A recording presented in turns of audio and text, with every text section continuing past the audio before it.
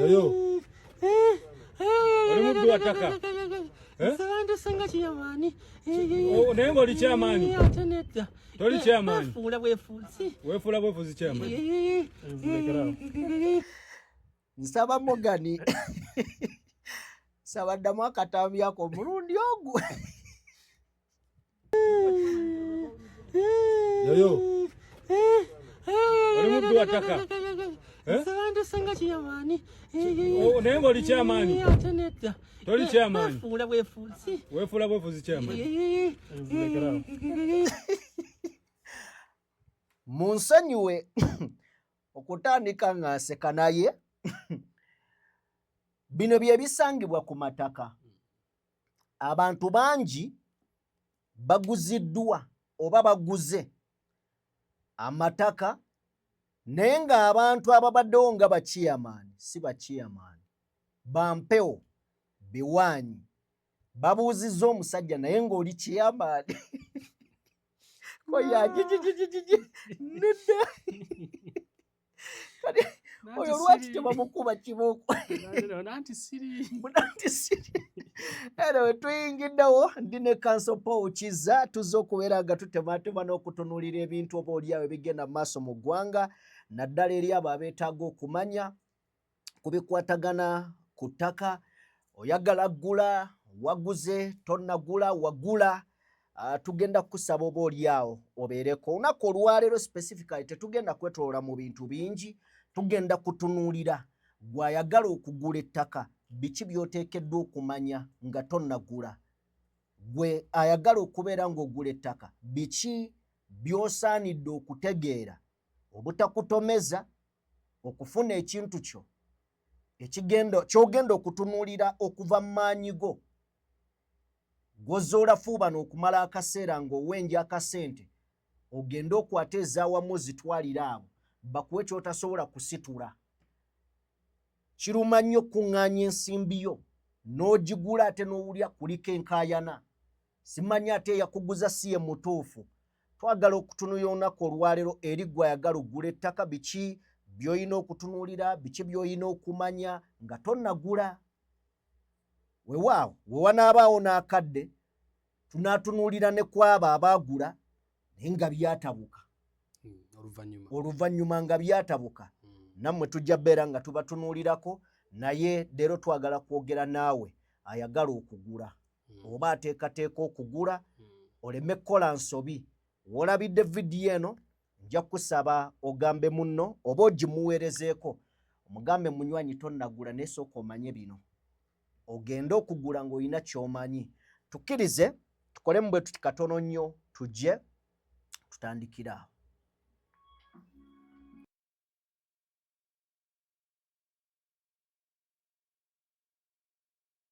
Wait, let me take this video. This guy. What is wrong with him?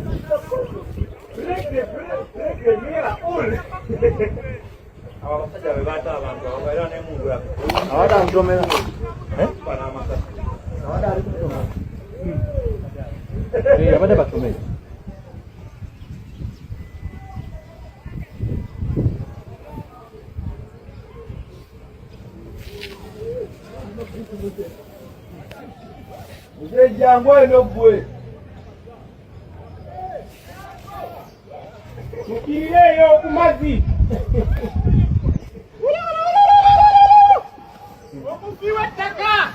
Omupi w'ettaka. Uno omupi w'ettaka ate abantu. Omupi w'ettaka wuno. Mujja mutuyamba omupi w'ettaka wuno. Uno omupi w'ettaka. Omupi w'ettaka wuno. Uno ayagala kutta bantu. Omupi w'ettaka.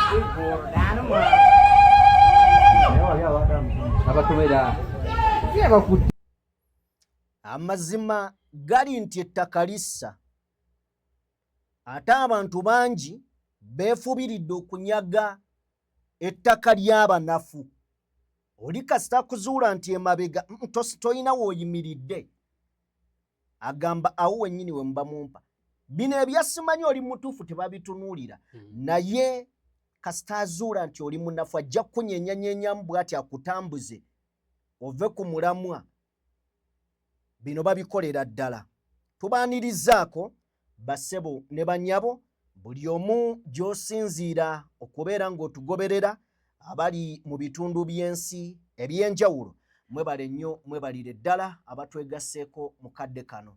Yenze Sajjime, mukutu gwa DPTV Uganda, tuzze okubeera nga tutangaaza ku nsonga ez'enjawulo naddala ez'amateeka. Video gituwere like, eyakatwegattako genda maaso n'okubeera ng'osubscribinga, ensonga etambulire ddala malidaadi. Kanso kababuuzeeko tutandike ebigambo. Tukwaniriza mukadde waffe. Wow, nandi banne ensanso okubalabako omuzemba laba bebanda bakati ensanso okubanda abali omuli kutubona bali kutubona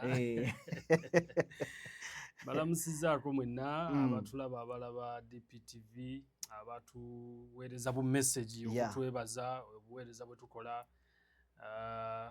wetubadde tubuzeemuko ebimu ebiteebereka nawo mutusaasira naye tatukkirize era twebaze Katonda tebasobozesezza okuba nga tusobodde okujja mu maaso gammwe Kama baatuwadde obulamu tulina okumwebaza olw'ekyo ate ne tusaasira nammwe abalina okusoomozebwa otutali ku muli eyo kwe tutamanyi naye tukkiriza nti awali Katonda bingi bisobola okutereera kasita tubanda tulina weesige enjawulo bwe tuba tudasseeko so tujja kubeebaza abaliko abagoberera naye okusinda mulamwanda bw'ogwanjudde gusinda kwesigama nnyo ku sayidi y'abagula nga buvunaanyizibwa buli gy'oli gwagula it is a burden to you gwagenda okugula kuba gwe nannyini kasente okakasa nti ky'ogenda okugula okoze okunoonyereza okumala nti ky'ogula kye kituufu naye olw'ensangi zino nti ensi egyenze ekyuka olw'ensangi zino nti ensi egyenze ekyuka mu bintu eby'enjawulo kati ate olutambi ne lukyuka namu bwe ruti nti naawe atunda ate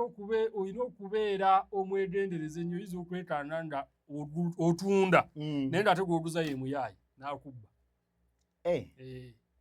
n'abagula abatunda nze ntunda munnaane nno oyinza okwekanga ng'ate olutambi lukyuse nga gwe gwatunda gwe gwe babba kisobokera ddala kubanga abantu bangi bakoze endagaano nga batunda n'akola endagaano nolwa sente zo ziri mu banka teekako omukono tugende ofune sente zo n'atuuka mu banka nga sente teziwera kati okufuna balance olyoka owulira embirigo wabula endagaano eriko nti nguzizza era ampadde mu kashi naye nali nkiwuli nenzijja nenkusanga nga bwe batyo bwe bakubbye wallahi sikusaasira okitegedde ate oluusi oyinza omusaasira how it is possible nkole endagaano nga siraba ku sente abamu babikola abamu bagenda mu kuwaanyisiganya ontegedde wano wendi kakati nze mbadde njagala gasiya kati ennyumba yange kapolotiko bwe tutagiramu bwe tuti nonguza wano nendaziwa nenkuwaamu eri wano zibadde fuuti 48 ku 9 naye erinenda kuwa 5 ku 10 erinenda kuwaamu hafu eka eri mu kyalo gye tugenda ogaziwe nange wano ndaziwe ne bagenda mu ndagaano oluusi abamu naye ndi endagaano gye bamututte naye walala abamu bakuleetera sente eza kashi nozirabako awo endagaano n'ogikola bulungi nnyo era n'obawo endagaano yaabwe ne bagenda ne badda ne bazinona batya nga bennyini abakuguzeeko ne badda ne bazinona anti bakutega obukodyo ne bazikuwa kawundi ezinda banka nzigale gwe naawe oli excited nti sente mbadde n'oteeka mu nnyumba bazikuwadde awo saazi zino zitukoleddeko bwakawundi ezi nga bakuwa sente awo nga banka nzigale beedireyingisa tactics bazikozesa awo n'adireyingamu akatonotono awo banaye munsaasire anti kakati kajjaamu anti kakati bannange nsanze layini mu banka kumbe balinda budde buwungeere kati n'abantu baffe naye ng'ate bantu babikozesa obutamanya so n'abantu baffe bantu bagamba nti nawe ne bw'oba otunda beera mwegendereza manya obudde bw'otundiramu bumatalinga sente zibagenda okukwasa mu ngalo miliyoni 10 gwe wali ozikutteko miliyoni 10 mu ngalo abamu babaleetera ne sente nga teziwera ne bagamba nti ziri miliyoni 10 ne bakuwa 9 naye olwokuba bazikuteeredde awo nga nnyingi obwongo obulwala sente awo ku sipiidi tozirabanga nako tatalande 10 bazikoze eki bazitutode n'okugira bannange kakati omusajja yanziba milioni 10 nafubuza tatati datutandikirewa yeke nyine gwokubira tutandikirewa sene nga teziweze sente nga teziwera muzeeyi tolaba mwabana muba mwabaki abakadde tolaba sente mwakugamba nze nakujja Masaka sabami nabo bababba naddala bakadde bafa abamu bababba so nabo tugeza bwe tuba tunyonyola wano nti byagenda okugula biki byali badde atunulira naye naawe atunda birate bimu ne byewedendereza manyi obudde mwotundira manyi endagaano gy'okola lwaki okola endagaano gy'otasobola kutaputa lwaki osayininda because abamu bakola endagaano ezo naye ng'ebirimu ebigawo endagaano birala abamu bakola endagaano nga be batunze ne b'empeji ezo ezimu ne bataziteekako mikono kati oli bw'agenda endapeji eno emu oba bbiri n'azikyusa n'alekako eri sigini kyeyaki ey'emabega ku wasayininze kubanga abantu baffe balowooza osayininga eno wansi awakola ki awasemba peji eno esoose n'otagiteekako ki mukono sonda mu tteeka ly'endagaano buli peji teekako omukono gwo bwe ziba peji nnya buli peji giteekeko sigini kyayo naddala gw'atunze n'onaagula ini that nti eno peji tegina kubanga abamu bagijjako olw'okuba gwe wasayininze eno kati wano ewabadde yiika 4 ne bateekawo 6 olinda gyenkeera n'endagaano nti wabuliza yiika 6 nti mukama sebo sayidi yonna tulina okuba nga tubeera vigilant okumanya ki kye tulina okukola ebyo bye tugenda okuyingira munda tubitegeere tubimanye oleme kubbibwa oba okuferebwa n'abafere ettaka ekiri ku ttaka kinyeenya magi ate na tekigenda kuggwawo kati tekisoboka lyo lyeyongera bbeeyi n'abayiya obukodyo bw'okulibba bongera kubuyiya n'abatunda bangi so tujja kuba n'emisomo egifaanana bwe giti tutambula ne Sheikh Ashraf omusomi era omulombi wa dduwa munoonyeeko gwe ayina ebizibu eby'enjawulo asobole okubeera ng'akuyamba era mukubireko ku nnamba y'essimu gy'olengera ku screen y'essembe 711 asobole okubeera ng'ate akuyamba teweesiba mu nnyanja ya bizibu si gwe asoose ate teweesisigiriza bwe weesisigiriza gojja kubeera awo ng'ogamba nze bino nabimanyiira banno nga bo bagenda mu maaso banno nga beeyongerayo kale nno va mu kwekomomma anoonya Sheikh Ashraf asobole okubeera ng'akuyamba mu bizimbisi oba okuzimba tutambula n'abandiga construction solutions oyagala kuzimba oba kuddaabiriza gy'olimu abantu abeesigwa era abatajja kubba seminti wo bakuwa ekizimbe kyo nga kiwedde bulungi be bandiga construction solutions basangibwa Lwezo okuliraana Nikan Resort Hotel ku nnamba y'essimu totambula butambuzi bakubireko bakubuulire bakunnyonnyole ogende ng'olina ky'omanyi ennamba y'essimu ye eri ku screen y'essembe 222 banoonyeeko abandiga construction solutions wano ku Entebbe Road bakuyambe kale tuveeyo eyo tugende mu bigambo ebyatuleese kanso tutandise akatambi n'omusajja omusajja yeefuula chairman twali wano ng'otusomesa ne ŋŋamba nti abasinga ku ffe twali tumanyi nti chairman musaale nnyo ku ndagaano ezikolebwa nga tugula ettaka oba poloti zaffe era ne nkugamba nti nze nali mmanyi chairman waba kiba kiwedde n'oŋŋamba nkusaasidde chairman abalibwa kuba baddewo ne ŋŋamba era ne nkiraba ng'abantu bakyogerako nabo bwe baali bamanyi nti chairman bw'ateekako omukono kiba kiwedde bwannannyini bwandi buba bwankomeredde oba omaze era tulwana nnyo chairman nga tataddeeko mukono bw'agussaako n'osseekikoowo kakati tulina ba chairman abatuufu already wabatugamba nti abo si be benkomeredde tulina ba chairman abafere ng'omwami ono bamuleese nga chairman atule mu ntebe ya chairman sereza yagula abeere mu mativu nti ne chairman yabaddewo waali so omuntu oyinza mutaasa otya wano ku bantu nga bano eyakoze akasente ke sisita wange ali Bulaaya housekeeper oba babayita housemaids bakadaama. So saagala nnyo okukozesa kigambo ekyo naye tujja kikozesa okugjayo ekifaananyi ekigazi. Naye n'abali wano e Uganda. Yeah. N'abali wano e Uganda n'abali wano Kampala. Ayagala kuweerezayo kasente mu kyalo bamugulire. Bamugulire. Mukwano gwaffe oli mu America oyagala kugula kataka k'okoza akasenteko. Omuntu ono omuwa magezi ki nga tannaba kusiga kasente ke mu ttaka eryo okwewala akasente okugwa mu mannyo g'ababi oba mu ngalo z'abakyamu. Kati ensonga tuyinza zitaputa mirundi ebiri naddala mu bagula. Abagula tuyinza obba categorizinga into two. One, we may have someone ng'agula mu ndagaano, agula proti ye mu ndagaano. Yes? Yeah. Ndagaano. Ne tubeera ne munnaffe agamba nti nze njagala ttaka lya kyapa. Era nga ne bw'agula akola ndagaano eventual agende bamukyusize baprocessinge afune ekyapa kye.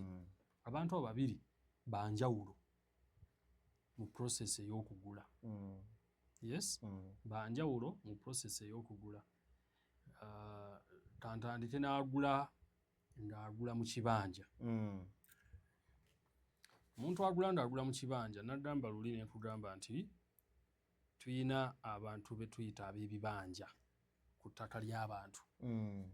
Ow'ekibanja etteeka naye limuwa obwannannyini ku ttaka. Naye etteeka eryetuyita erya Registration of Titles Act litutwala nti omuntu yenna ayina ekyapa ate yatwalibwa nti yennannyini ow'enkomeredde. So ne tuba nga tulina contradictions oluusi mu mateeka nti etteeka liwa ow'ekibanja obwannannyini ate etteeka lye limu ne liwa nnannyini ttaka obwannannyini obw'enkomeredde. Ontegedde? So kati oluvannyuma lw'okuba nti tulina nnannyini ow'enkomeredde nga we w'ekyapa tugenda sangako abasenze ab'ebibanja. Either ng'oli ayina ekibanja kye kyayita 3, oli ayina ekibanja kye kya fuuti 25 ku 7, kibanja kye gye tuyise poloti mu Luganda omanya mu Luzungu, naye nga waliwo ayina ekyapa ekyawo, kitegeeza ono musenze ku ttaka lino. Katutitwale mu scenario Jime oli wa ttaka olina ekyapa kyo kiwezaako yiika 10, olinako abasenze ab'enjawulo. Mu basenze abo nange kwendi ne Morgan kwali. Yes? Kati mu basenze abo ntuuse nga njagala okutunda nga nze ow'ekibanja. Bwe ntuuka nga njagala okutunda ngenda kunoonya agenda okugula. Gye ngenda okusanga ne Gloria nga naye ayagala kukola ki? Kugula. Ontegedde? Nze njagadde okutunda gye ngenda okusanga ne Gloria nga naye ayagala kugula afune naye waakola ki? Watuuzo. Yes, abaana be banaakulira. Ontegedde? Kakati etteeka ligamba Gloria ng'onoogula olina okubaako ebintu ebimu by'otunuulira okwewala bwe twaliise obufere. Fraud awo wejjira okugyewala obufere biki by'oba olina okutunuulira. 1, ono anguza waaki nti wa kibanja era ali mukunguza mu kibanja. Yes? Anguza waaki nti wa kibanja era ali mukunguza mu kiki? Mu kibanja. Wanguza obwannannyini bwe nga yanguza buyimiridde butya? Wanguza wawe naye yagulawo ayina endagaano yaawo? Wanguza baamugabirawo gwali mugabo gwe yafuna ku kitaawe? Anguza baamusigira gira okuuma wano ku lwa famire? Bino byonna agula yeetaaga okubimanya. Otegeere circumstances eziriwo ng'ogula kikuyambako. Anguza yagulawo, kitegeeza bw'aba yagulawo nga ye ayina endagaano. Anguza baamuwaawo either kitaawe oba jjajjaawe, kitegeeza nti naye ayina okuverifyinga obwannannyini bwakola ki? Bw'ayina. Yes, Registration of Titles Act. Anguza ti bagabana nga abafamire oluvannyuma lwa jjajjaabwe oba mukadde waabwe okukola ki? okufa era wano weewawe buvunaanyizibwa bwange nze okukola ki nze Gloria agula okumanya nti nze kizaamuguza yes we muguza proof of ownership njikola ki waffe wange nze akuguza wange nze agenda okukola endagaano nti ntunze wuwo kiki ekiraga nti wo endagaano naye kwe yagulira tugikola ki agirina oba ontegedde kakati Gloria bw'amala okumanya nti ono waatunda wawe ayina endagaano yaawo oba baagabana nga abafamire n'obuwandiiko abulina obulaga nti wano baamuwaawo either in a meeting gye baatuulamu ne bakola resolution nga abafamire ekakasa nti wano waki wawe abulina oluvannyuma nga mubuuza nti wano wawo nti yes nannyini ttaka wa wano yaliwa kituufu wawo mu kibanja nti ye nannyini ttaka yaani nti nannyini ttaka ye Jime kye nasookeddeko tuyina yiika 10 za Jime kizza kwentula ninako yiika 7 yes Gloria ayagala kugula ku yiika zange 7 z'enkola ki anguleko 3 maze okukakasa nti ddala waakizza yiika 7 yazigula mu kibanja n'endagaano agikola ki agirina kati Gloria kyayagala okumanya amaze okukakasa abuuza enkolagana yange kizza ne Jime nannyini ttaka eryetya mu kubuuza nti nannyini ttaka nange enkolagana yaffe eryetya kitegeeza nkubuuza obadde osasula nannyini ttaka busuulu kubanga ekikuweesa obwannannyini nga bwe twasoma luli mu tteeka ly'ebyettaka ndowooza eri section 33 etugamba nti nannyini ow'ekibanja alina osasula nannyini ttaka buli mwaka alina okumusasula busuulu gwengulako ettaka ye abadde awo obusuulu gwengulako ekibanja kyange kino gwengulako poloti gwengulako ettaka abadde asasula busuulu eri nannyini ttaka mu sinaariyo mu ekizampo gye tulina wano ye Jime gwe twagambye alina yiika 10 you get me? Yeah. Kati oba nze kizza mbadde nsasula busuulu eri Jime Gloria yeetaaga okimanya 2 bw'oba obadde osasula nti nannyini ttaka akimanyiiko nti wano otundawo birabika ng'ebizibu naye gye bujja mu maaso ngenda kukulaga yeetaaga etteeka litugamba nti nze ow'ekibanja nga sinnejjako bwannannyini tetwakisoma luli nze ow'ekibanja nga sinnebakwejjako bwannannyini kubuwa muntu mulala either nga ntunda oba nga ndoneetinga asookerwako abeera alina okusooka okumanya nti wano ntundawo omukisa ogusooka nina kuwa nannyini ttaka etteeka kye litugamba nannyini ttaka sebo mukama wange nti ku yiika zange 7 nti ninamu embeera ABCD 3 njagala zitunda nsirazeeko 4 mukama wange osobola okungula ntunda ssente bwe ziti nti asiina ssente sijja zisobola nti noonya omuguzi akugula nti anzisobola kanzikuwe neddizeewo awantu wange tokola ki totundawo etteeka liwa nannyini ttaka obuyinza singa nze kizza yiika zange 7 ze mbadde nnina ntoolako 3 n'enziguza Gloria nga nannyini ttaka tali notified tamanyi kiki ekiraga nti nannyini ttaka tamanyi kitegeeza ku ndagaano Gloria kwe yagulidde teyamuteereddeko mukono nannyini ttaka waddembe ogenda mu kkooti neyeddiza ekifo kino kye natunze yiika ze 3 zisobola okuddira nannyini ttaka kitegeeza tezigenda kuddira nze kizza eyabadde alina 7 nziremu nzigatteko ziwere yiika zange 7 ate ne Gloria yaguze naye yaguze empewo lwa nsonga nti nannyini ttaka teyamusayiningidde ku ndagaano ng'agula kati awaliro kiki wadinatabula abantu emitwalo kituufu njagala kubanga kati tulaba agula byatunuulira naye tuyina we yagula nga tamanyi anti kati etteeka limuzibe naye we lirabira nga omaze okugwa mu ntata muzibe kubanga obeera tomanyi kyokola kati wolabira nti etteeka lindabye ne lindaba nti kyenakola kyali kikyamu nga omaze ggwe muki mu ntata because now etteeka kino kirigamba. Waliwo eyakola ensobi eyo watereereza. Kisoboka nzija mu maaso. Okay. Yeah. Tuli kubana abagenda okugula kati. Yes. Live alone bali abagula edda. Mm. There is every general rule has an exception. Okay. Mu mateeka gaffe wano tugamba nti wabeerawo principles kwe tutambulira. Naye osanga nda principle eyo eyina exception, eyina omuwaato osobola okukola ki okugwebamira.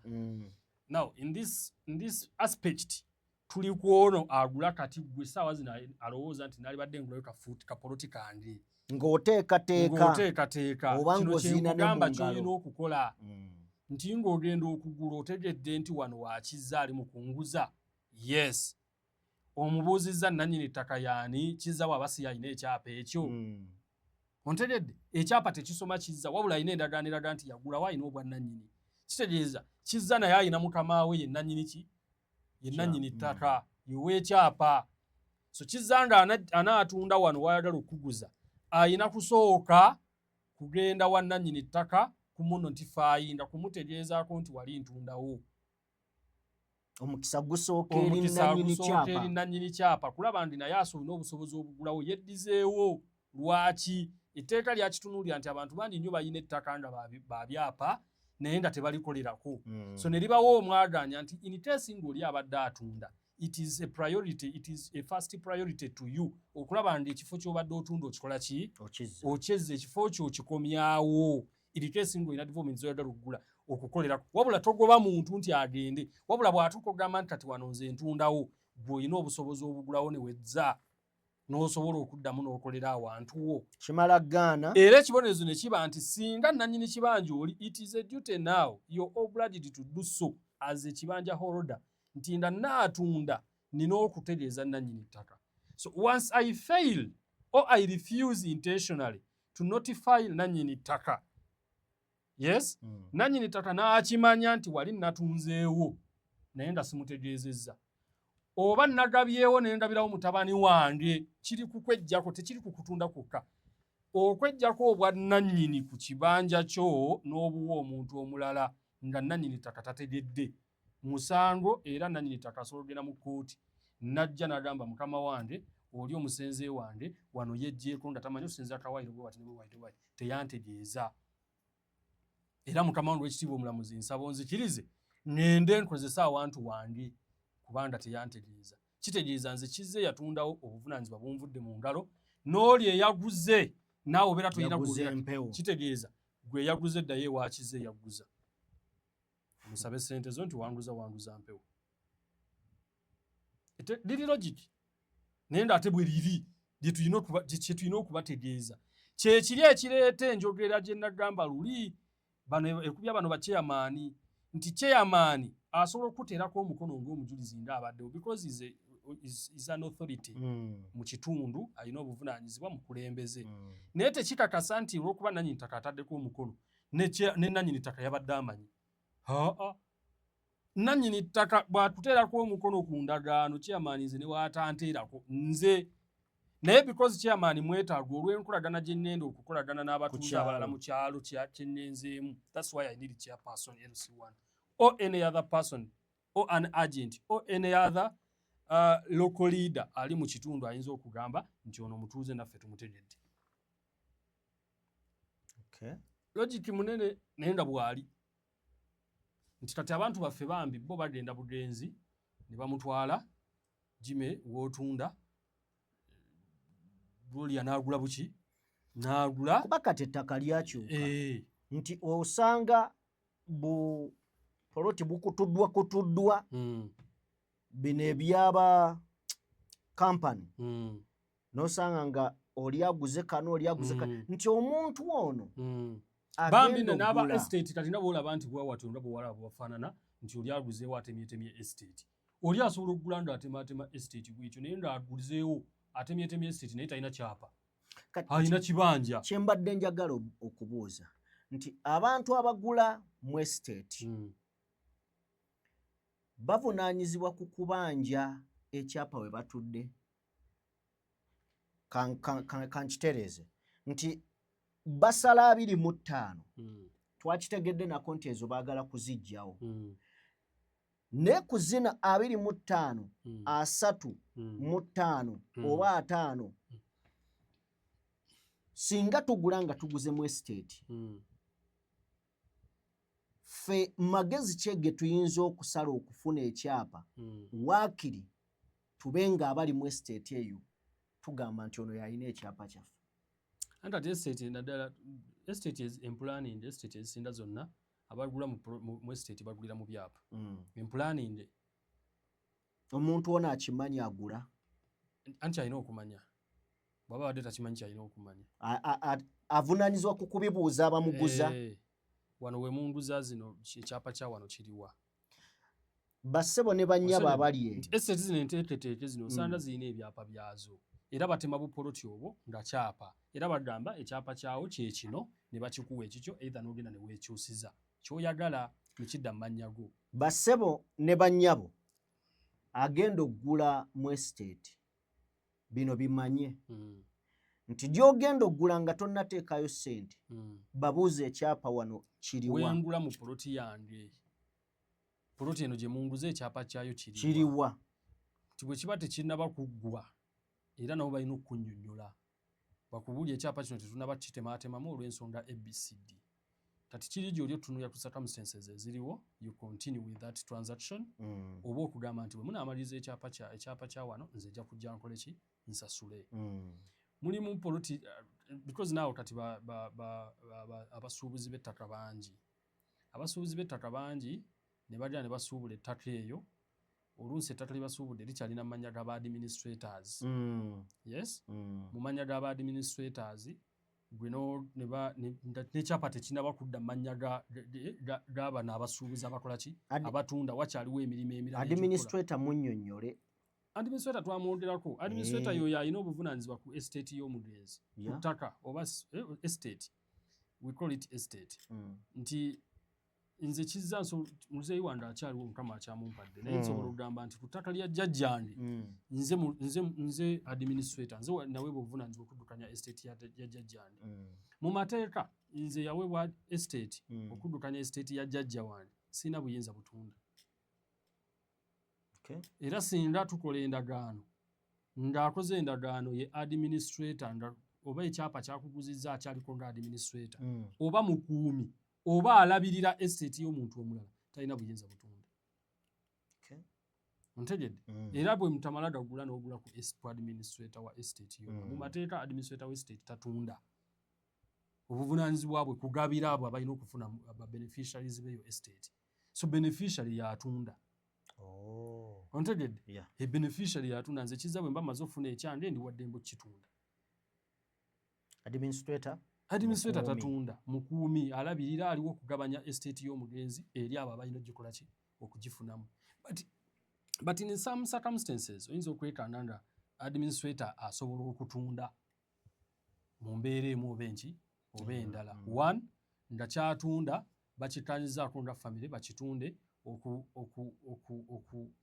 okukavaringa expenses oluusi eziri mu kukolebwa ku estate y'omugenzi. But there must be a consent of family members or beneficiaries. Without that consent of beneficiaries gwabeera guze obeera oguze empewo either oguze mu kibanja oba kyapa kubanga abantu baffe bangi nnyo bagula nga baguze nti ekyapa kiikino era kiri mu mannya ga administrator. Gwe bw'okiraba nti kuliko kizza Paulo administrator of the estate of late who gwe n'olaba ekyapa kiri mu kizza which is wrong. Until then nga ya administrator akulaze ku consent of the beneficiaries nti tukanyiza poloti bweti tugitunde tujjemu ssente ezigenda okuyambako okukola ABCD ku estate eno. Without that obeera oguze empewo. So kibanja nga bwe nkinyonnyodde ntandikidde ku kibanja nga bwe nkikunnyonnyodde buvunaanyizibwa bwo gwe ffe mu mateeka wisse it is a duty gwe agenda okugula okukola kye tuyita due diligence. Kola okunoonyereza okukola ki okumala. Kati wali nkunnyonnyodde omaze otegeera nti ekibanja kyono omaze okitegeera kakasa nti nannyini ttaka amumanyi era mu abalina endagaano mwenna kakasa nti endagaano eyo kuliko omukono gwa nannyini ttaka ekyapa gwe kyogera. Failure to do so w'oli Katonda akyakubiseeko kasubi nti ne nannyini ttaka oluusi tamanyi kyakukola oba oluusi agamba sirina dyereega n'abantu. n'aleka n'akyesonyiwa naye nannyini ttaka alina obuyinza ku ekyo singa obeera watunda singa obeera wagula ng'endagaano gy'olina nannyini ttaka teyakuteerako mukono nga yakuguza ekibanja akuguza ng'olina buyinyi mukono gwa chairperson ne ba neighbors nga nannyini ttaka talinaako sigini kyaye aba takumanyi ki ekiri emabega w'ekyo ekyokubeera nti nannyini ttaka alina okuba nga akumanyi. Jjukira we said the other time nti omuntu yenna ng'olina ekibanja olina poloti ng'oli wa ndagaano yo mandatory okusasula busuulu buli mwaka. Yes? Oyina obuvunaanyizibwa okusasula busuulu buli mwaka eri nannyini ttaka. Kati nannyini ttaka bw'aba teyakuteerako mukono ku ndagaano kitegeeza aba takumanyi busuulu omusasulaani. Remember the first day gy'ogenza okugira bw'oguzeewo olina n'osasula busuulu oyo. Kati nannyini ttaka aba takumanyi kubanga ne ku ndagaano kuwaguli atagikola ki? Tagimanyi tagirina. So ng'ate olina okusasula busuulu buli mwaka nga bwe twakyogerako luli. Ensonga lwaki aba ateekeddwa okuba nga akumanyi because nze sinze neesitula nende ewa nannyini ttaka neeyanjula nti ndi musenzeewo. Ono anguze yalina okunnyanjula eri nannyini ttaka nti mukama wange ono gwe nguzizza wano era endagaano yaffe yiino nsaba omuteereko omukono. Kubanga naye alina otandika okusasula busuulu nannyini ttaka kwe kumanya. Era edda ababimanyi obulungi twasasulanga gye twayitanga ekkanzu eri nannyini ttaka. Ekkanzu ekwe kwali ng'okweyanjula nannyini ttaka akumanye. Era abasinga balowooza nti bwe banagenda ewa nannyini ttaka bagenda bajjako ssente. Yes, balina akasente tebagenda obbajjako abamu babajjako akakanzu ng'ako. Mitwalo nga 10 mitwalo nga 5 okusinza nannyini ttaka bw'omusanze. Teziri prescribed mu mateeka nti ssente bwe ziti. Naye nannyini ttaka butya bw'akolagana n'abantu be. Si za ssalira. Naye nannyini ttaka asolooda nti tewali buzibu okuteerako omukono mpaayo emitwalo 10.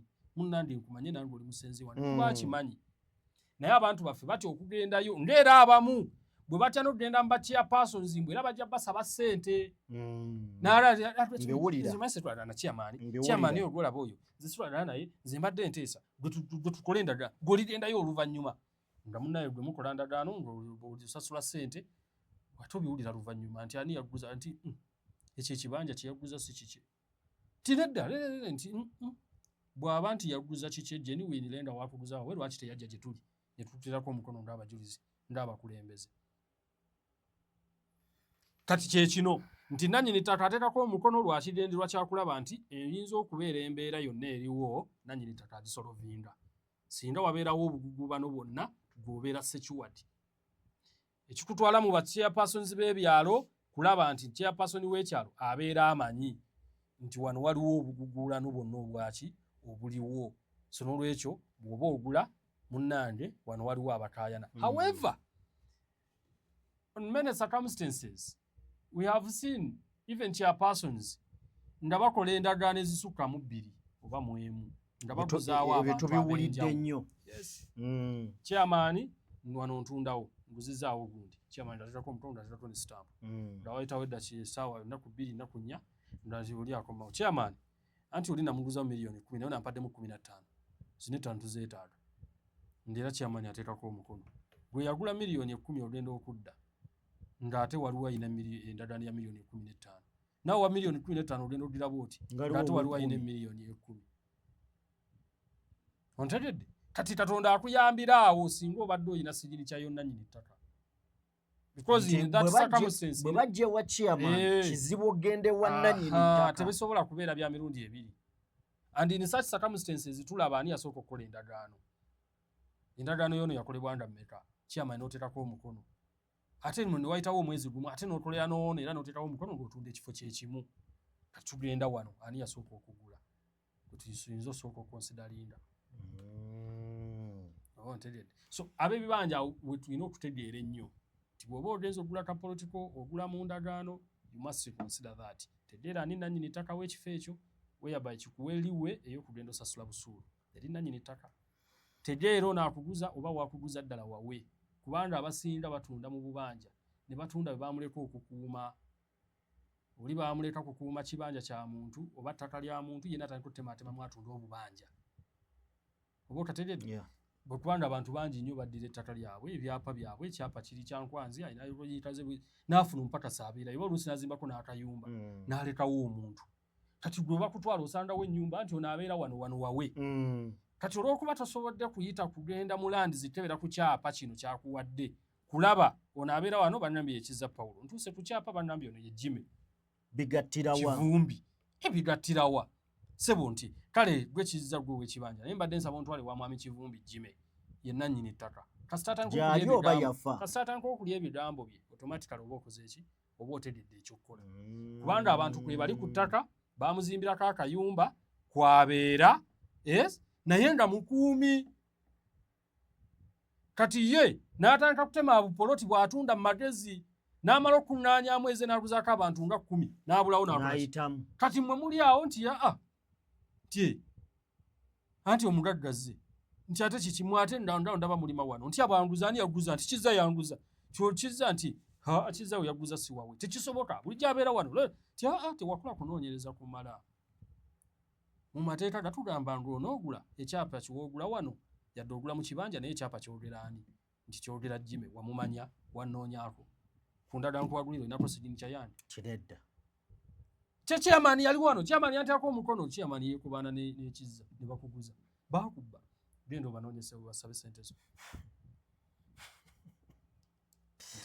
era oli tajana kukyala nnyo yamanyi mutuufu endagala njo ina tekuliko sinikyaye omazeeko emyaka 3 tomwanda ko yadde busuulu nti yali abulisiivinzeeko kati ogenda kumwekwasiza ekyapa kyogera mannya ge fate tutwala ekyapa it is admissible to be a conclusive evidence of ownership.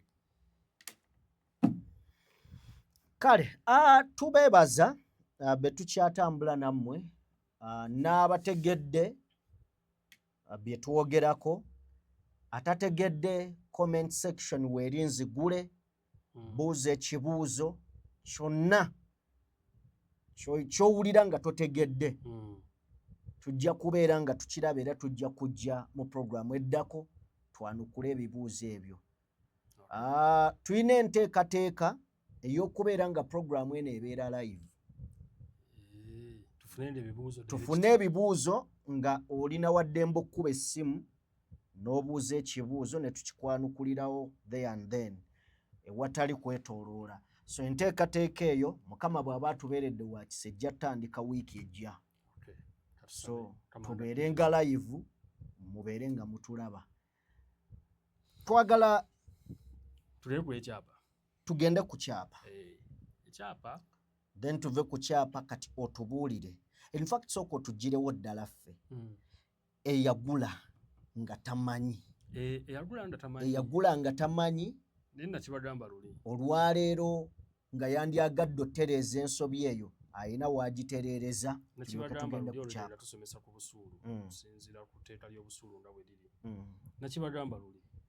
Nti gwe wenna alina wooli nga oli wa kibanja oli wa ndagaano keera ku makya noonya nannyini ttaka gwe kennyini mwesi otenda obudde bukyali sasula buki busuulu sasula busuulu genda weeyanjula akumanye obudde bukyali tekinkakatako wenna eyagula emabega wonna endagaano yajja nanyita kubadde tomumanyi naye kakati chairman yaguze otanse n'okuzimbako ennyumba tewali akunyega bakusiza kasiiso sina nanyita budde bwonna ajja munnange tuli atunuulira ebbanda lye wagula. Abantu baffe balina endowooza waliwo ne bannaffe abafuna entaputa y'amateeka.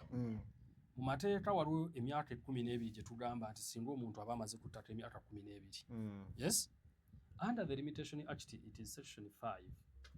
Egamba nti omuntu singa aba amaze emyaka 12 ku ttaka without being unchallenged by the registered proprietor. Tugambe nti tebamuwawaabirangako nti oba wajjawo mu bukyamu. Etteeka likuleeta okuba nti tosobola kugobebwawo. Abasinga bwe bakitunuulira bwe batyo. Naye tufuna nnyo arguments abamu ne beerabira nti etteeka eryo erya 12 years liriko akakunizo kajjirawa nti nze kizza okujja mbere ku ttaka emyaka 12 without being challenged by the registered proprietor. Nteekwa okuba nga nali nsoose ne mbeera ku ttaka eryo nga nina consent ya nannyini ttaka. Consent, you understand? Najja ku ttaka eryo ne mbeerako nannyini ttaka ng'ondaba oba sinakindi liizi oba sinakindi mu mbeera yonna wampa nti beera wano. Singa oba tewampa oba nga tomanyi. Najja ku ttaka lyo nga ndi wa kibanja either wannamba beera wano oba bandeetanga mupakasi oba napandisaawo ne tupandisa bino bye tukola endagaano nti kampandisa ennime. That is the consent gye njogako. Kitegeeza wajja ku ttaka eryo na nannyini ttaka akola ki? Akumanyi. N'obeerako ebbanda lye mwakkaanya, ebbanda ne liggwako. Ebbanda bwe lyaggwako n'oddamu n'obeerako emyaka emirala 12 nga takunyeze. Etteeka eyo principle weekutaasiza. Bano abagamba obugambi nti mbaddeko emyaka 12 abasinga mwerabira principle eyo. Ojja divaako. Emirala emyaka 12 gye tuwogerako giviira ddala mu constitution under article 237.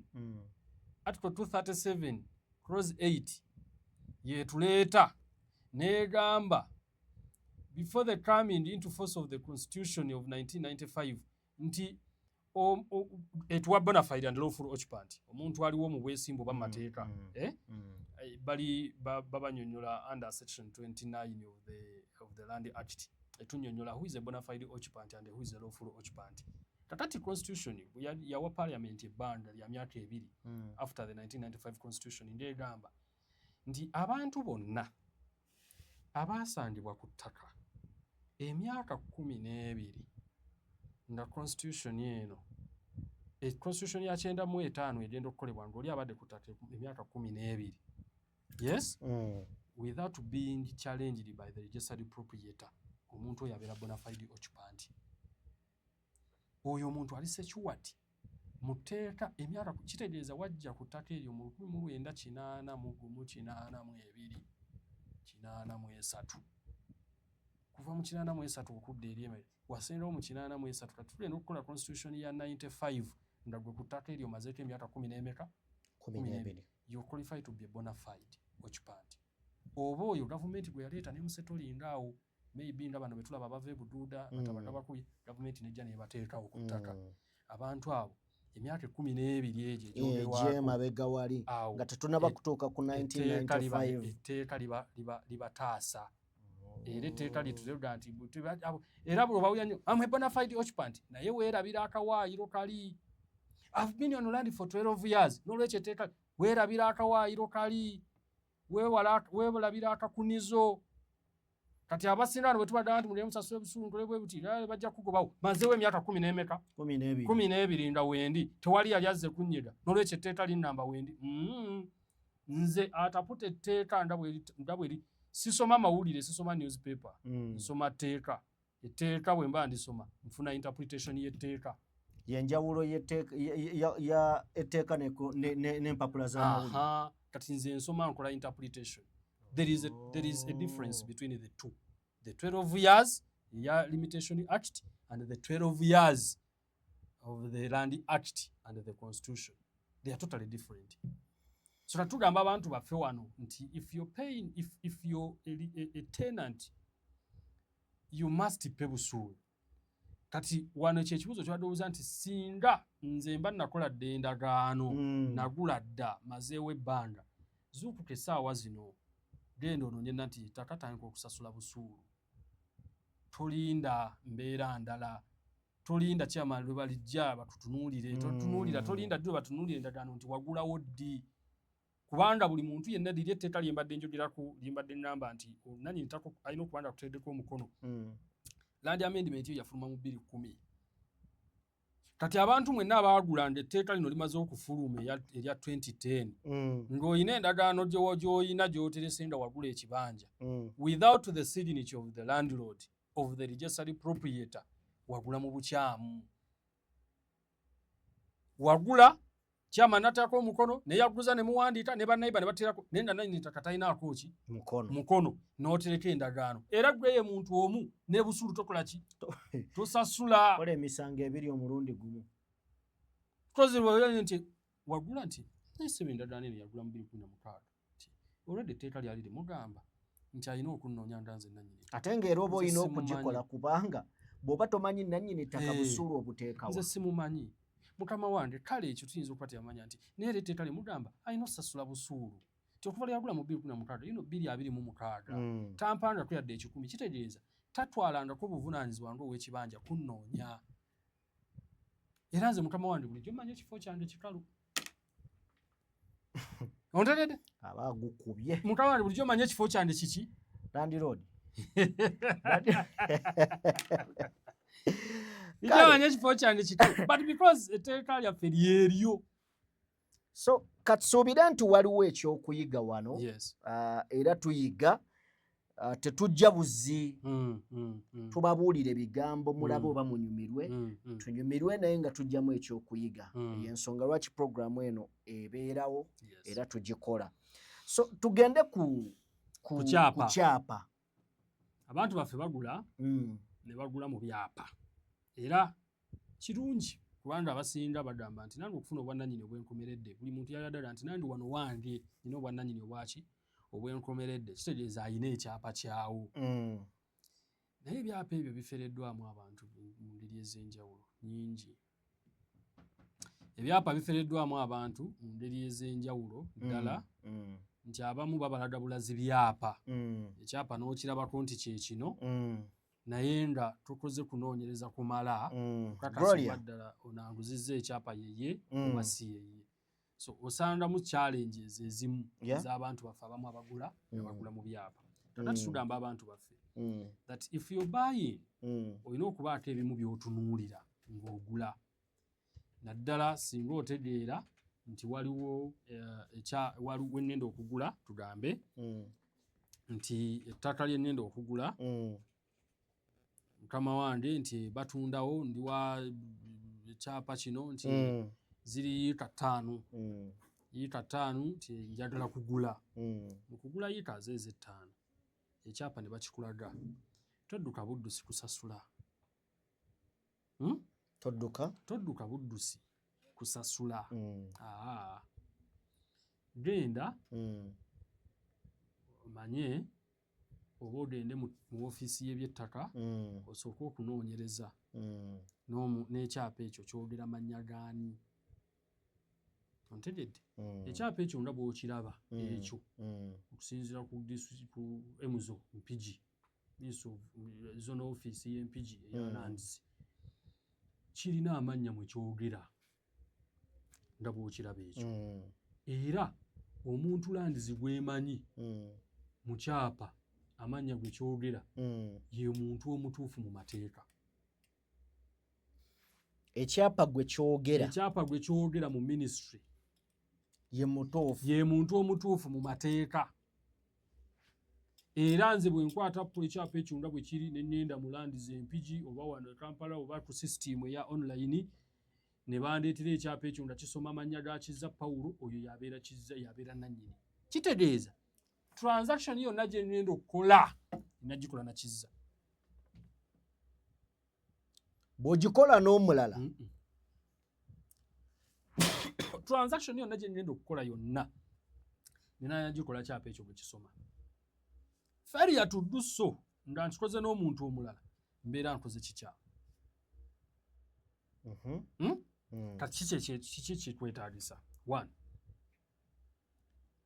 okwabula obufere obuyitiridde obungi obususse tokoma ate bukomye kulaba kyapa waliwo n'ensonga nazo olina okugoberera nfunye ekyapa ndabye ekyapa kiikyo ngenda okusinzira kisoma wa kisoma kyankwanzi ekyankwanzi nti banguza yiika mmeka nti kyayiika 15 woofiisi kyetwala ebyettaka ekyankwanzi nga nnenda emitiyana kubanga mitiyana yeetwalawo wonna mitiyana yeetwala mitiyana mu kiboga kyankwanzi neetwala eyo yonna nga nnenda nga mulandizi bankeberera nti ekyapa kino nti ziri yiika 5 kituufu nti era ziriko Kizza Paulo ye nannyini waazo nti ndanaawe okakasa nti ddala Kizza yabadde anuuza kuba ne idea yakiraze nti ziwere 5 nti kati emabega w'ekyapa eno tulina gye tuyita page ya incumbrance yetya incumbrance kwe ku bannaffe bano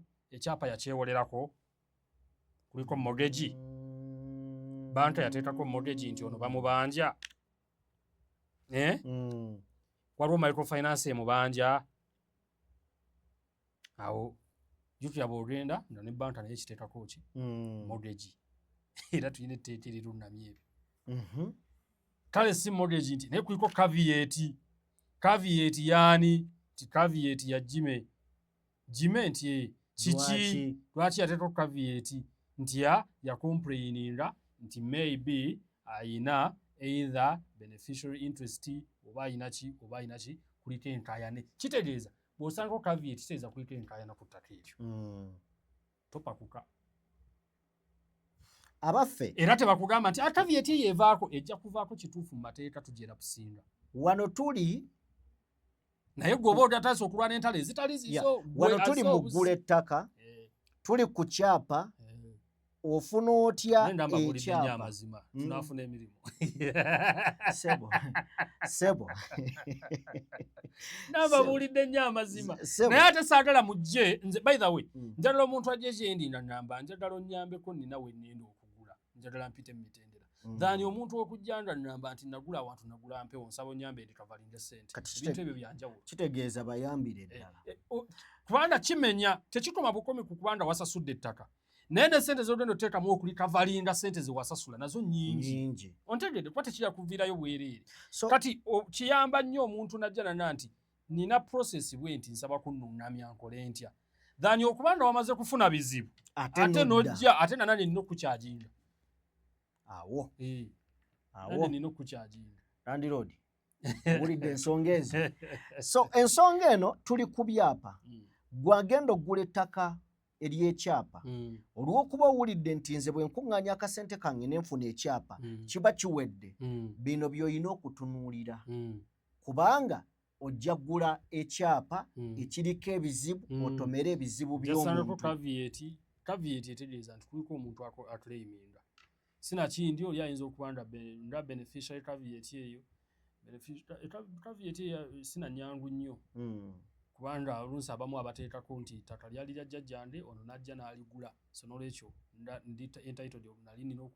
nali ndi entitled okufuna ku ttaka lino so until then nga bamaze okunkavalinga era beneficial caveat eyo nzibu nnyo yakwera kusinga nga zino caveats endala si nnyangu yakuggyako so kati bw'otamala gagenda bugenzi n'ogula peegi eyo ya incumbrance nkulu ate nga kikuzitinda ekintu kitono mitwalo ndi 3 kitundu ng'ofunye online search bulungi nnyo bw'oba ofunye muntu nga oli azze nojja naddala n'atuteberera ntugambye n'esatu naye mbateeka tusasula mutwalo ekituufu obagambye nnyo amazima anti mbagambye esatu lwansonga nti bw'oba tomanyi omwana ajja kugamba mpaayo ebiri si bwe kiri wama landiroad si kyo gwe bakusaba 5 bambi nja kujja ewange kiri less costly by the way emisaala gya gavumenti tegitera kubeera mingi ebiseera ebisinga tubbibwa lwa nsonga tegitera kubeera mingi tubeera ne ba third party anti kati oluusi abamu tetumanyi tutya okugenda mu process tugiyimiriremu tetumanyi kozesa online systems ate oluusi poto ya land nayo gyaccessinga naye oluusi eyinza okutawaanya kati mulimu abamu abangu abalina bu app obwo ng'akateekamu awo n'asasula omusimu awo omutwalo ne banka charge oba ne charges endala oba nezidwa mutwalo ndagumu 1,250 ne bagikuwa online era egenda okujja ng'ekulaga kubanga era bakulaga lirimanya gagundi liwera yiika bweziti liri ku buloko bweti poloti bweti landi ati bakibogo baluddawo bakyankwanzi neteekako singo tutera nnyo okulaga essaza singo poloti neteekako nekulaga nti kino kyanguwa so it is a duty okumanya ekyapa kino byekyogera nga bwe tukyogeddeko then bwe tuvaawo ng'omaze otegeera nti kino ekyapa kyono era otegedde nti kisoma ye otegedde tekuli nkambalensi mu mateeka oli mutuufu naye okwewala emigozi oba n'emirala kyalibadde kirungi n'ogula ettaka ng'olituuseeko. Kye tuyita due diligence tekikoma bukomi mu land office. Kino nkibagamba kubanga abasinda ajja agamba nagenda mu land office wamma ekyapa n'enkitebera era kyapa kyekisoma ye tie kyokka temaze osasula ngenda otuuka ku ttaka ng'ate naye nsangako azimbye akayumba tuuka kati tekikoma bukomi land office kyeyogedde weesitule genda olabe ettaka eryo sinakindi genda n'omusaveya apime bwe zibayita 5 ndaba baziraze ku kyapa nekulawundi ziwera topimisa nkoba ebipimo by'enkuba birala n'ebyamashini ebirala tebigatta nnyo bwe yita 5 zimanyi ng'opimisa lukoba tera n'emashini ensi kati eri ku digital nnyo tera n'emashini omwana ateekamu wali awo wennyini ovaawo ng'otegedde nti mukama wange bwe ndassemu wano ziwera yita 5 olabye amayinja gye tukayisiza nti kwewala kayana ne baneighbors yita ze 5 ozipime ozigire ddala ziri demarcated bulungi tosasula busasuze eno nga ground togituuseeko. Ekyokubiri noonya mashini yi mwana atambula wano nawali ndakulaga nti yita 5 zikola ki ziyiseewo bulungi era ziweze nga tonnagula kubanga ku kyapo jasanga yita 5 ku ground ogere tuuka nga ziri 3 it is possible ng'ebbiri waliwo azikozesa ate naye bamuguza gwogenda gula mu kyapo ogakuloza nti yita 5 zonna ziwera naye nga kuliko ow'ekibanja alina equitable interest azirina kyerezo ogenda mukonsita nga wa kibanja tewakoze kunoonyeza kumala kugenda kuzuula oba kwali oba taliiko kituufu ziri 5 era ogenda zifuna ekyapa weekiri naye ku ground olina 3 z'ogenda okukozesa until then nga gwosanzeko ow'ekibanja naye omuguze ate nga mukkaanyiza si byakumugoba amazima mutuuke ku ground kati ground nkulu ground yali akuyambako okubuuza ku ba neighbors awo bajja kukubuulira kyawo ogula nno bakayana nno ettaka erimu bali kuguza wano naye nga mu kooti bali mu kuwoza ona agula oda yafuluma dda emaintaininga status quo ettaka eryo teritundibwa terikolebwako development yonna kakati gwe ng'ogenda ogula oleeta oyiwako amataffaali nga bajja batusaavinda ati sebo nti already there is a court order on this land. No any other kind of development should be done on this land until the matter is settled by court. Tinaguze era ekyapa zikyonna kikyusiza nti tewakoze kunoonya kumala wazzeeko n'obuuza wategedde ekiri ku ground wategedde ekiri ku ttaka yakuguziza kubanga omusango yaguddukamu ng'ate otandika kwereega n'ebali abali mu kkooti kati ate ogenda okuddako neyaguze abonze ne nabba wangula era ettaka lyange oyindidde entalo ezitali zizo gwaguze olw'obutatwala budde kunoonyereza fuuti ze eza 5 ku 100 za muwendo nnyo wazikoleredde watuta obudde bw'okunoonya ssente ezo. Value your money. Value your money. Just understand nti decimals zino ziwere 12 nda ku kyapa bwe ziri nti ye ku ground zituddeko nti ye tekuliko akolerako nti ye ba neighbors are they welcome that with this person who is selling talina ntana nabo ku nsalosalo nti ye genda ndo kyugenze ku kimanyi topa ku katugulira Kampala togulira ku simu nti muli nambuze konga ndaba lwaki tusembyayo kino tetwogedde nnyo kituwe tugende abantu abasinga balina ekyekyo kuki balina ekyekyo bwe bagula kasita nagulawo endagaano njirina ng'ekifo akireka awo nga kyereere ekifo nga akireka awo nga kiki kyereere oba oguze mu ndagaano oba oguze mu kyapa. Ensonga enkulu mu bintu by'ettaka it is possession, taking possession on land. Ettaka ly'oguze n'otalibeerako n'otalikolerako obeera owadde bakyala kimpadde mwagaanya kati abantu baffe abamu bagula n'agula mu kyapa awulira n'agula zibadde yiika 5 n'agula ku 3 ne bamusayinira ne transfers ne bamuwa obufaananyi ne bamuwa ID nembadde sina ssente tangira mbitereka n'atereka mwaka gumu myaka 2 myaka 3 tajeeko kyapa kye mutation yagirina nokolerawo tokola ki tokolerawo tokyusiza kyapa byonna nobirekanga bwe ndifuna obudde ndigenda tayambuza mukwano gwange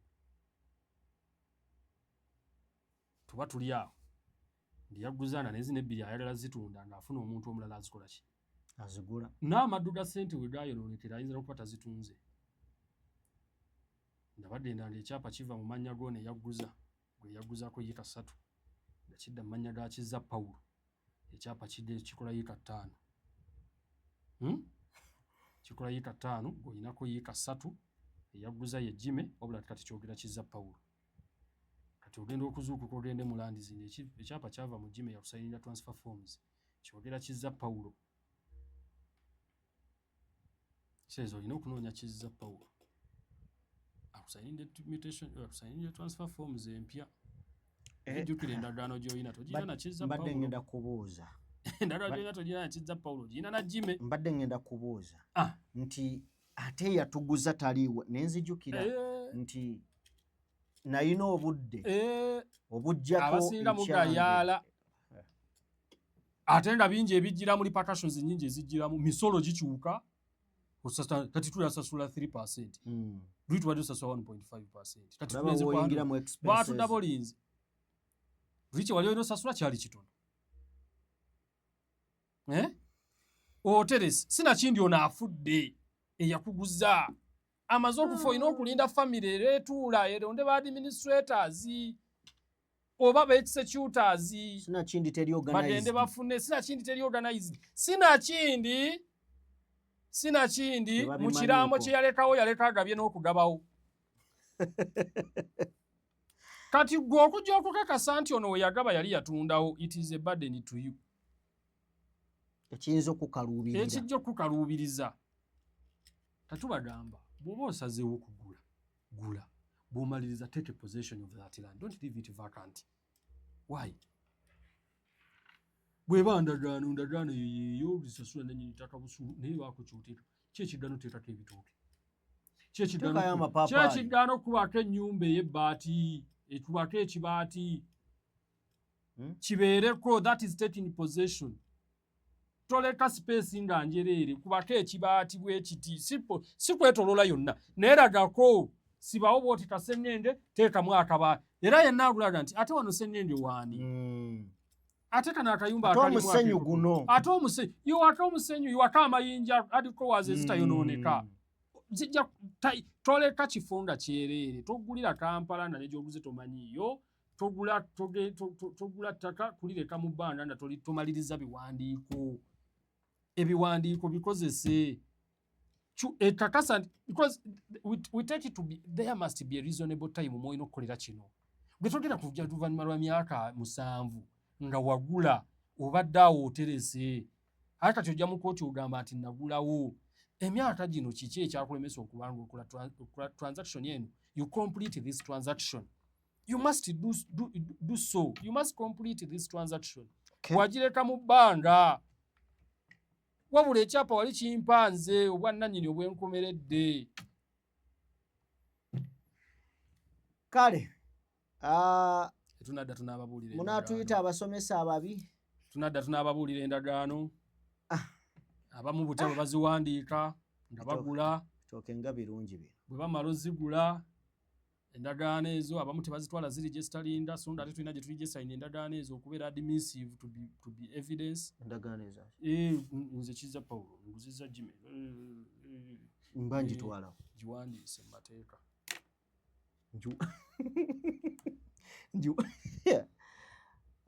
ati bigenda kuyambako mu bintu bingi nti ennyumba ne bweba eyidde olina gy'onoogenda n'ojja kopi y'endagaano eyo ekituufu kiri nti ne bwebe eyidde olina gye kubanga totera kuddamu kunoonya oli yakuwandiikira ddemu awandiike kati singa wabeerawo obuzibu bwonna obugamba nti wano wogamba n'endagaano yajjira mu nnyumba kye kitatasa nti wo I registered the agreement tugende wa register of documents ampe kopi y'endagaano yange it is admissible bulijjo tulina ne gye tuzitubala katonda wange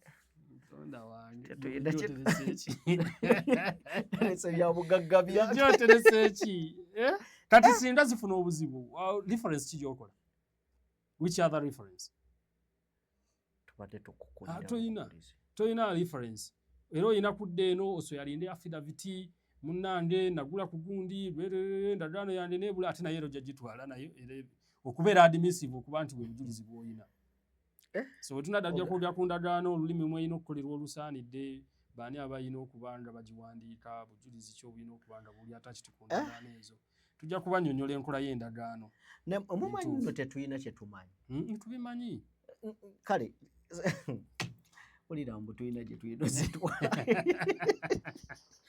people just tutereka keep their byaffe documents under the bed under their pillowcases it is okay naye nga kati nno wulira nina gye nagenda eyo nina gwe nagulira ettaka malodi mugulira yatwala ndowooza emyezi gwalinga mwaka atakomangawo akomawo nanoonya endagaano muganda wange nga nzijukirawo nateeka nga nateeka walala nanoonya endagaano lowooza lwaki tuddayo mu UNEB kati saa zino nze basobola okumbuuza obadde nasoma P7 ne bwe nnoonya Nalondo simanyi oba Nalondo alina gundi yange eya P7 eyo amazima mu byenkozesa byonna sigikozesangako okujjako ndowooza nga ntula senior 4 naye simanyi wagyekola ki now if singa kijje saawa zino nga kyekimu ku bujulizi obulaga nti nasoma P7 nga Nalongo tagiyina nagenda mu UNEB so UNEB onsekedde singa bukya ku bakyanda endagaano kuwagulira togirina tugenda kudda tulabe yo tugiteekawa bo beesigwa botuteresa bo beesigwa tujja beera nga tubitunuulira twagala beebaza mwenna betutambudde nammwe okuva gye twatandikidde okutuuka wano we tugenze maaso n'okubeera nga tugikubira oluku mu mutwe bwetyo bwe tubeerawo mbeera ne Council Paul Kiza oba Paulo Kiza nga tuzze okubaako bye tubabuulira kale byababuulira lwaki neeteekamu byababuulira so kansuubire nti tetwokya budde kansuubire nti tuyina be tuyambako okumanya era be twongera kutegeera kwabwe twebaza buli ssekinnoomu atambula naffe leero ndowooza kanfune omukisa tubeeko abantu ababuuzizza ku bibuuzo